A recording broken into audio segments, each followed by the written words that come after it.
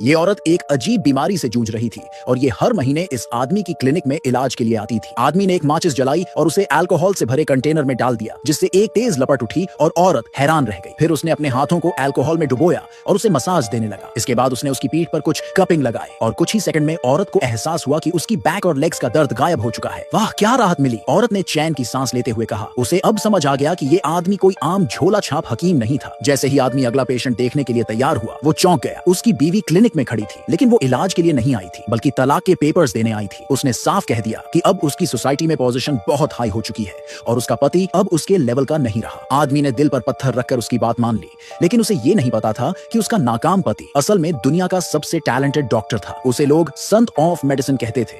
उसकी acupuncture technique से मरे हुए लोग तक जिंदा हो जाते थे और जो मेडिसिनल पिल्स वो बनाता था उन्हें अनमोल खजाना माना जाता था। तभी दुनिया का सबसे अमीर आदमी उसकी क्लिनिक में आया, उसकी बहन को बचाने के लिए। उसने डॉक्टर से कहा कि अगर वो उसकी बहन को ठीक कर देगा तो वो और उसकी बहन दोनों उससे शादी कर लेंगी। सबसे दिलचस्प बात ये थी कि वो पिल और उसकी सीक्रेट रेसिपी, जो सबसे कीमती चीज थी, असल में उसने अपनी बीवी के लिए बनाई थी। ये कहानी प्यार, लालच और रिडेम्पशन के इमोशंस को छूती है, जहां एक आदमी को खोने के बाद उसकी असली कीमत समझ आती है।